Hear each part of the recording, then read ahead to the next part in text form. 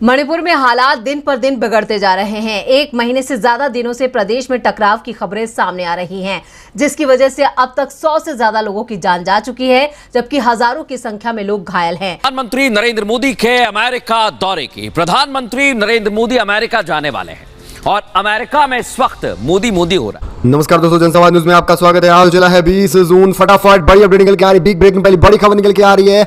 राहुल गांधी पर BJP IT cell के tweet को लेकर भड़के हैं प्रियंक खरगे। पूरी पोल खोल कर रख दी है। जिस तरह से लगातार बीजेपी आईटी सेल द्वारा बवंडर फैला रही है, भ्रष्टाचार फैला रही है। केवल आईटी सेल के नाम पर सरकार चल रही है बीजेपी की। जरा समझिए क्या कुछ है बीजेपी का आईटी सेल। जिस तरह से ईवीएम है उसी तरह से बीजेपी का आईटी सेल भी है। कुछ इस तरह से काम कर रहा है कि लोगों के अंदर केवल और केवल पीएम मोदी की और भाजपाइयों की एक इमेज बनाई जा रही है कि ये सरकार अच्छी है और इसके पीछे केवल आईटी सेल है। आईटी सेल एक इंटरनेट का है जिसमें खासकर प्रचार किया जा रहा है बीजेपी के कामों का, जो काम हुए नहीं है, जो ग्राउंड पर काम नहीं है, लेकिन उनको केवल और केवल वीडियोस में, ट्विटर पे, यूट्यूब पे दिखाया जा रहा है आईटी सेल द्वारा। और इसी के तहत देखा जाए तो आपको बताते चले मैटर उठ रहा है कर्नाटक में। जिस तरह से राहुल गांधी की इमेज खराब करने के लिए आईटी सेल का सहारा लिया गया है बीजेपी द्वारा और इसको लेकर प्रियंक खरगे भड़क चुके हैं। बताते चले अब इसको लेकर सारी पोल खोल दी है आईटी सेल की। किस तरह से लगातार बवंडर बना रहा है आईटी सेल बीजेपी। लगातार जनता के अंदर बीजेपी की अच्छी इमेज बनाता है। जो लगातार अंधभक्त हैं वो बीजेपी की भक्ति आज कर रहे हैं और उसकी वजह है आईटी सेल। आईटी सेल लगातार अफवाह फैलाता रहता है किस तरह से बीजेपी को लेकर या कांग्रेस को लेकर। जिस तरह से आप ट्विटर पर लगातार कुछ ऐसा ट्रेंड होते देखिए जो देश में ना हो, वो आईटी सेल का काम रहता है। यही लगातार होता आ रहा है। ऐसे आप अपने गांव या आसपास में भी देखते होंगे जो लगातार मोदी भक्त बने बैठे हैं और उनके ऊपर केवल एक चीज का असर है, वो है आईटी सेल। सभी खबरों को विस्तार से बनाने वाले हैं, लेकिन उससे पहले एक छोटा सा निवेदन है। आपको मुश्किल से मुश्किल 1 सेकंड लगेगा, वीडियो को लाइक कर देना और ऐसे ही तमाम खबरों को जानने के लिए चैनल को सब्सक्राइब कर देना। वही अच्छा एक और अपडेट निकल के आ रही है। आपने केरला स्टोरी फिल्म देखी और उसके बाद घमासान मचा था इससे पहले कश्मीर फाइल्स पे। फिर वहीं अब बड़ी अपडेट निकल के आ रही है कि आदि पुलिस पर भी विवाद बढ़ता जा रहा है। कल आपने देखा महाराष्ट्र में पूरी तरह से थिएटर को बैन कर दिया गया, गाली गलौज की गई, विरोध प्रदर्शन किया गया, पोस्टर जलाया गया, जमकर लाठीचार्ज हुई। और वही बड़ी अपडेट निकल के आ रही है कि अब जो डायलॉग लिखे हैं, आपको बताते चले कि मनोज मुंतशिर को पुलिस सिक्योरिटी मिल चुकी है। बड़ी अपडेट निकल के आ रही है। लगातार हर एक फिल्म विवाद के बीच घिरता जा रहा है। लगातार फिल्मों को चुनावी मुद्दे पर बनाया जा रहा है, ना कि एक समाज के दर्पण की तरह फिल्मों को दिखाया जा रहा है। इससे पहले देखा जाए पुरानी फिल्मों को तो वो समाज का दर्पण हुआ करती थी,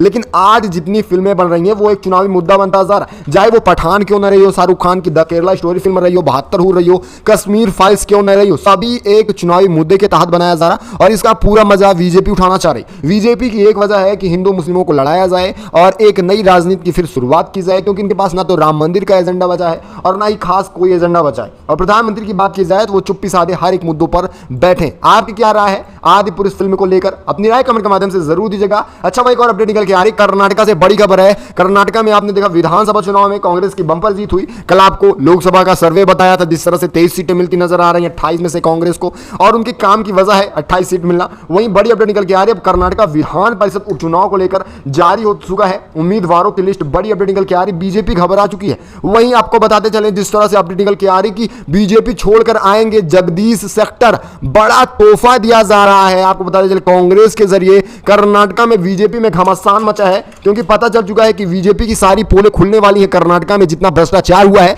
क्योंकि कांग्रेस सरकार आ गई है। और यही वजह है कि कर्नाटक विधान परिषद चुनाव में बीजेपी में और बंपर इस्तीफे होने वाले हैं और खासकर बड़े नेता, यहां तक कि मुख्यमंत्री, पूर्व मुख्यमंत्री भी इस्तीफा देने वाले। जगदीश सेक्टर को इस्तीफे का तोहफा दिया गया। विधानसभा जीत के बाद लगातार बीजेपी के अंदर डर बसा है कहीं पोले ना खुल जाए। जिस तरह से देखा जाए 40% कमीशन के साथ सरकार चलती थी, यानी हर एक जगह कमीशन लिया जाता था। जैसे कोटेदारों को राशन की बजाय सड़कों को पूरी तरह से प्रधानों को आम, जैसे हर एक जगह पूरा एक भ्रष्टाचार का एक एजेंडा रहा था और एक पूरा ग्रुप चलता था। उसका पूरा सुपड़ा साफ कर दिया कांग्रेस ने। आप इसे किस तरह से देख रहे हैं? क्या हर राज्यों में कांग्रेस की मांग है?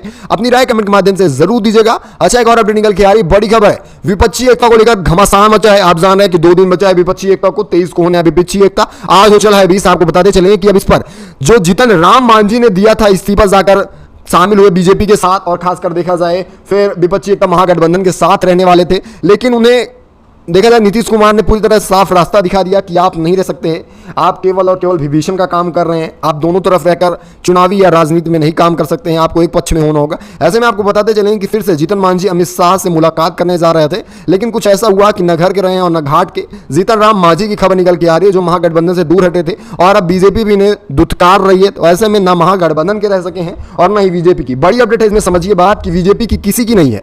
बीजेपी ना तो आम जनता की है और ना बीजेपी के भरोसे जो लोग हैं उनकी भी नहीं है, क्योंकि बीजेपी की जहां राजनीति पकेगी उधर ही चली जाएगी। ये बात पूरी सच साबित हो चुकी है, जिस तरह से जीतन राम मांझी के साथ होता दिखाई दे रहा है। अच्छा, एक और अपडेट निकल के आ रही है, बड़ी खबर है। बंगाल से लेकर केरला तक साथी दल कांग्रेस सभी एक साथ होने वाले हैं। नीतीश कुमार के साथ अरमान बड़ा हो चुका है। प्रधानमंत्री के तौर पर देखा जा रहा है नीतीश कुमार को, सारी बिहार की जनता देख रही है। विपक्षी एकता को लेकर 23 जून को जहां बिहार की राजधानी पटना में बड़ी बैठक होने जा रही है। इससे पहले देखा जाए साथी दलों में लगातार एकजुटता दिखाई दे रही है। एक और जहां दिल्ली के मुख्यमंत्री अरविंद केजरीवाल जुटने वाले हैं, संजय राउत जुटने वाले हैं, और देखा जाए कांग्रेस अध्यक्ष मल्लिकार्जुन खड़गे दिखने वाले हैं, और पूर्व अध्यक्ष राहुल गांधी, सारे विपक्षी दल, ममता बनर्जी तक आने वाली है, स्टॉलिन, सारे तमाम विपक्षी दल के नेता एक साथ आने वाले हैं एक मंच पर। और यही वजह है कि अब लगातार मुसीबत बढ़ती जा रही है बीजेपी की और खासकर पीएम मोदी की देखी जाए। ऐसा एक और अपडेट निकल के आ रही है, बड़ी खबर है। महाराष्ट्र में भी राजनीति के अंदर लगातार घपला दिखाई दे रहा है, लगातार इस्तीफे के कयास दिखाई दे रहे हैं। जिस तरह से देखा जाए सर्वे निकल के आया था महाराष्ट्र का कुछ दिन पहले, वही एक बार फिर से महाराष्ट्र में विद्रोह होने के बाद जिस तरह से हिंदू मुस्लिम को औरंगजेब के नाम पर लड़ाया गया, इसमें सब बीजेपी का एजेंडा साफ नजर आया। अब यही वजह है कि तमाम नेता इस्तीफा दे रहे हैं। महाराष्ट्र की भाजपा और एकनाथ शिंदे सरकार का कैबिनेट विस्तार होने वाला है, लेकिन उससे पहले देखा जाए तो कुछ नाम कटते नजर आ रहे हैं। यानी बड़ा फैसला लेने से पहले ही देखा जाए तो तमाम नेता पार्टी छोड़ रहे हैं। विस्तार करने की बात आ रही है, यानी योजनाओं पर काम करने की बात है कि और क्या क्या बदलाव किए जाए पार्टी के अंदर, क्योंकि चुनाव भी नजदीक आने वाला है, क्योंकि 24 का लोकसभा चुनाव नजदीक है, सभी को पता है। फिलहाल भाजपा और शिवसेना के उन नेताओं का विस्तार पर नजर है जिसमें मंत्री पद चाहिए। अब मंत्री पद के लिए बड़े नेता चाहिए, लेकिन बड़े नेता अब इस्तीफा देने को तैयार हो चुके हैं। जगह नहीं है, जी हाँ दोस्तों, बता दें किसी तरह की जगह नहीं है कि वो बीजेपी में रह सकें। बीजेपी से सुपड़ा साफ कर वो फिर से यूबीटी में शामिल होना चाहेंगे, क्योंकि उन्हें पता है कि आगामी चुनाव में इसी की सरकार बनने वाली है। बीजेपी गठबंधन का सुपड़ा साफ है। अगली एक और अपडेट निकल के आ रही है, अच्छी खबर है। आपको बताते चलिए, अमित शाह की रैली हुई पंजाब और हरियाणा में, आपने देखा पूरी तरह से कुर्सियां खाली रहे, आम जनता नहीं रही, केवल पुलिस को अपना भाषण सुनाते रहे। जरा सुनिए, 10,000 तक आंकड़ा रहा था लोगों का, लेकिन लोगों का कौन लोग रहे इसको भी जरा देख लीजिए आप। अमित शाह की रैली में 4,000 पुलिसकर्मी रहे। जी हाँ दोस्तों, 10,000 में से 4,000 पुलिसकर्मी रहे, और इसमें से 36 डीसीपी रहे, 36 डीसीपी मौजूद रहे, और 28 आईपीएस अधिकारी समेत एडीजीपी नजर रखे रहे। यानी देखा जाए केवल और केवल खुद ही भीड़ बटोरे थे।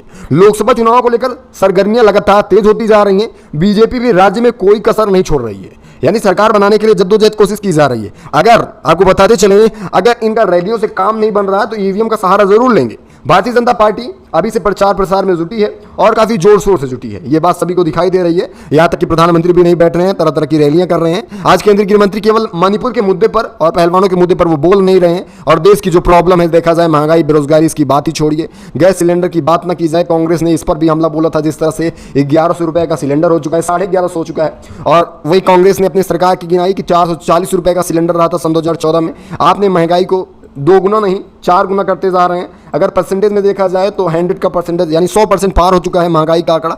अब यही सब होने के बाद लगातार हरियाणा पंजाब में भी विरोध हुआ, आप सबने देखा। वहीं आंकड़ा निकल के आया कि 4,000 पुलिस बुलाई गई थी अमित शाह की रैली में। आप इसे किस तरह से देख रहे हैं? एक तरफ देखा जाए कांग्रेस को सिक्योरिटी नहीं दी जाती, सुरक्षा नहीं दी जाती, वहीं अपनी रैलियों में ये 10,000 पुलिस बुला रहे हैं। अगली एक और अपडेट निकल के आ रही मध्य प्रदेश चुनाव को लेकर। जी हाँ दोस्तों, जिस तरह से हरियाणा, महाराष्ट्र, छत्तीसगढ़, तेलंगाना, कर्नाटका है, उसी तरह अपने मध्य प्रदेश में देखा जाए तो यहीं भी चुनावी गर्मियां तेज होती जा रही। कांग्रेस इस बार सॉफ्ट हिंदुत्व के साथ साथ खासकर मुसलमानों के ऊपर ध्यान देना चाहेगी मध्य प्रदेश में, क्योंकि पता है जिस तरह से 2 परती राजनीति करती है ये बीजेपी, खासकर हिंदुओं को ध्यान देती आई। 2 दिन पहले मजार पे फिर से बुलडोजर चला, और कल आपको खबर बताया था किस तरह से किसानों के खेती पर बुलडोजर चलाया जा रहा है। यूपी में देखा जाए तो घरों पर चलाया जाता है, लेकिन मध्य प्रदेश से कुछ अलग ही एक एजेंडा है, वो फसलों पर चला रही। यानी मध्य प्रदेश में देखा जाए तो केले की फसल ज्यादा होती है, तो ऐसे में केले के खेत पर चलाया जा रहा है जो मुस्लिम समुदाय द्वारा खेती की जा रही है। मध्य प्रदेश में हिमाचल प्रदेश और कर्नाटक की तर्ज पर विधानसभा चुनाव लड़नी चाहेगी कांग्रेस, यानी खासकर मुस्लिमों को ध्यान में रखना चाहेगी, क्योंकि कर्नाटक में आपने देखा 25 लाख रुपए मुआवजा दिया गया मुस्लिमों को भी।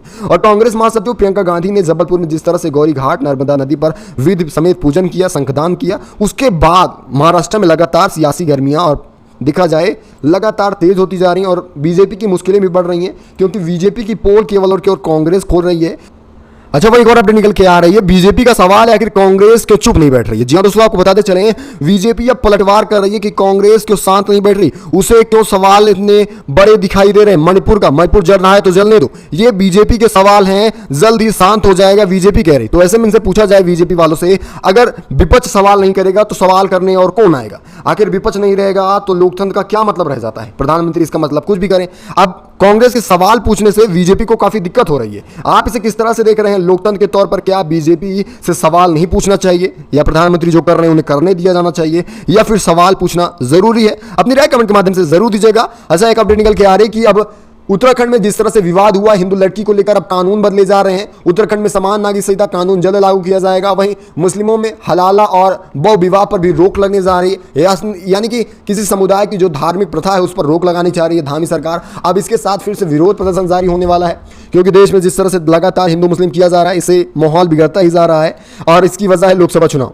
देश में समान नागरिक संहिता यानी यूसीसी पर जारी सियासी बयानबाजी के बीच उत्तराखंड इस दिशा पर काफ़ी ज़्यादा तेजी से बढ़ रहा है। बताया जा रहा है समान नागरिक संहिता वहाँ पर जल्द लागू होने वाला है और इसका इंफ्रास्ट्रक्चर भी बन चुका है, तैयार हो चुका है। सारे एक्सपर्ट कमेटी काम कर रही है। राज सुकुमारी इसकी मेन एक्सपर्ट रहने वाली है, जिनके द्वारा गठित किया जा रहा है। 30 जून, जी हाँ दोस्तों, 30 जून तक सरकार सॉफ्ट और इसे ड्राफ्ट भी करने वाली है यूसीसी को, और खासकर लागू होने वाली। वहीं धामी सरकार जिस तरह से मुस्लिम पक्ष में बहुविवाह रहता है और मुस्लिम लड़की काफ़ी ज़्यादा परेशान रहती है इसकी वजह से, और वहीं देखा जाए इसके साथ हलाला का पर भी रोक लगाने जा रही है धामी सरकार। आप इन सबको किस तरह से देख रहे हैं अपनी राय कमेंट के माध्यम से जरूर दीजिएगा। अच्छा, एक और अपडेट निकल के आ रही है, बड़ी खबर है। दिल्ली में लगातार हत्याएं पे हत्याएं हो रही हैं। इसको लेकर लगातार आम आदमी पार्टी के साथ तमाम सियासी गर्मियां तेज होती जा रही हैं और सवाल भी उठने शुरू हो चुके हैं। आपको बताते चलें एक बार फिर, कल एक और यूनिवर्सिटी हाउस के कैंपस में हत्या कर दी गई।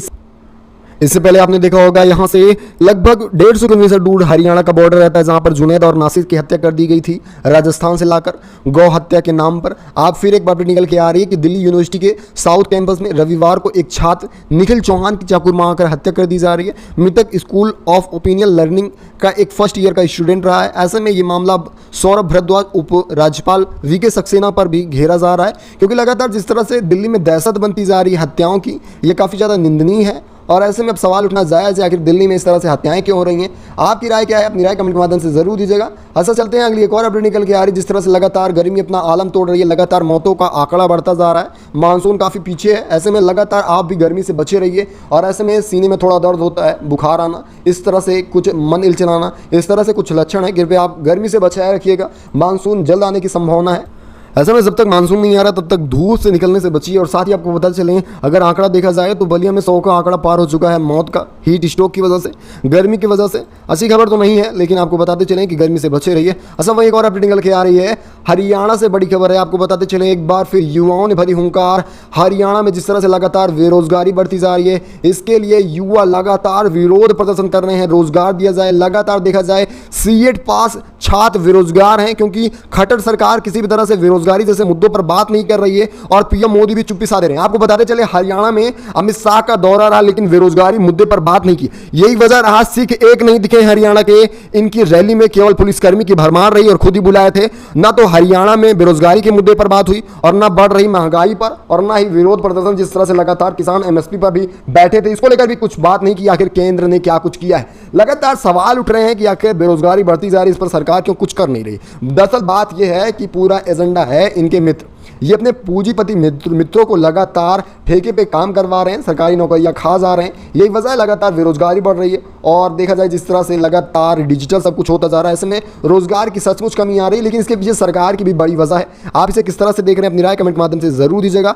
ऐसा एक और अपडेट निकल के आ रही है, बड़ी खबर है, मणिपुर लगातार जल रहा है, 52वें दिन भी जला है। आपने देखा, इस पर मन की बात हुई, उस पर भी विरोध हुआ, लेकिन मन की बात छोड़िए, पीएम मोदी इन मुद्दों पर बोलते नहीं है, चाहे वो हिंसा हो या बेरोजगारी हो या महंगाई हो। वो केवल सांप्रदायिक हिंसा पर बोलते हैं और मन की बात बोलते हैं, और विदेशों की रणनीति पर बोलते हैं। आज हम यहाँ दौरा करने जाएंगे, कल हम वहाँ जाएंगे, इन सब पे बातें करना चाहेंगे, देश की जनता और भारत के मन की बात नहीं करना चाहेंगे। लेकिन खबर है मणिपुर से।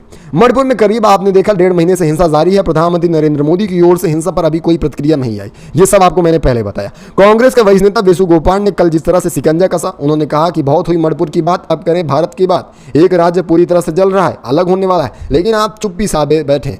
ऐसे में देखा जाए तो मणिपुर में हिंसा की वजह क्या है?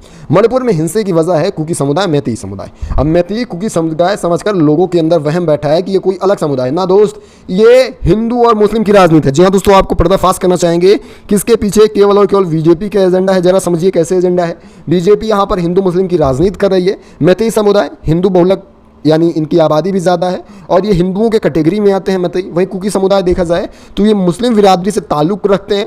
तो ऐसे में देखा जाए इनके खिलाफ अगर वहीं SC ST का दर्जा लेना चाह रहे थे कुकी समुदाय वाले जो अल्पसंख्यक हैं, अब उन्हें SC ST के दर्जे के लिए उनके ऊपर हमला किया गया। फिर अब कोई भी आपको तमाचा मारे आप भी उसको दोहरा कर तमाचा मारेंगे क्योंकि ये गांधी युग तो है नहीं। ऐसे में विरोध प्रदर्शन हुआ और बीजेपी से बचाना नहीं चाहिए और बीजेपी लगातार इसे अभी भी उग्र कर रही है क्योंकि मैती समुदाय की जनसंख्या ज़्यादा है और फिर सरकार बनने की बीजेपी की यही वजह है कि हिंदुओं का साथ दिया जा रहा है और कुकियों के ऊपर लगातार अत्याचार किया जा रहा है। आप इसे किस तरह से देख रहे हैं अपनी राय कमेंट के माध्यम से ज़रूर दीजिएगा और मणिपुर के बारे में ज़रा बताइए क्या आने वाले समय में कुछ ऐसे और राज्यों में हालात होने वाले हैं, ज़रूर दीजिएगा। अगली एक और अपडेट निकल के आ रही है। जिस खबर से मैंने पहली खबर की शुरुआत की थी उसी खबर के साथ अपनी खबरों को विराम देना चाहेंगे। खबर है फिल्म आदिपुरुष को लेकर घमासान मचा है। महाराष्ट्र में स्क्रीनिंग पर लगाई गई रोक, थिएटर के अंदर जमकर हुआ हंगामा। बड़ी खबर निकल के आ रही, महाराष्ट्र से लेकर मध्य प्रदेश और खासकर देखे जाए भिन्न भिन्न राज्यों में इसको लेकर विरोध जारी है। महाराष्ट्र के नालासोपारा पालघर में फिल्म आदिपुरुष को लेकर हिंदू संगठन के सदस्यों ने जमकर हंगामा किया। एक वीडियो सामने भी आया है। देखा जाए तो जितने प्रॉब्लम होती है हिंदू समुदाय को हो रही है और इसके साथ देखा जाए महाराष्ट्र के फिल्म आदिपुरुष को लेकर जो बवाल मचा है इसको भी लगातार तोड़फोड़ की गई आदिपुरुष को लेकर। इसमें नोट करने वाली बात है कि आदिपुरुष फिल्म रिलीज हुई, थिएटर में चली, सब कुछ ठीक रहा, लेकिन इस पर जिस तरह से हंगामा हो रहा है, जिस तरह से विरोध किया जा रहा है, ऐसा कुछ केरला स्टोरी फिल्म पर नहीं हुआ। न तो मुसलमान कहीं तोड़फोड़ किए, वो शांतिपूर्वक अपना विरोध किए। अब आप देख सकते हैं कौन ज़्यादा उपद्रवी है, कौन हिंसा भड़काना चाह रहा है। आप इसका अंदाज़ा खुद ही लगा सकते हैं और अपनी राय कमेंट के माध्यम से जरूर दीजिएगा कि आखिर ये सरकार का एजेंडा क्या है और देश के लिए, जनता के लिए क्या कुछ करना चाह रही है। अपनी राय जरूर बताइएगा। वैसे कांग्रेस को लेकर आपकी क्या राय है, अपनी राय दीजिएगा। इस खास खबर में बस इतना ही। मिलेंगे आपको ऐसी बड़ी अपडेट के साथ, हर एक खबरों को एक्सपोज करते रहेंगे। तब तक के लिए धन्यवाद।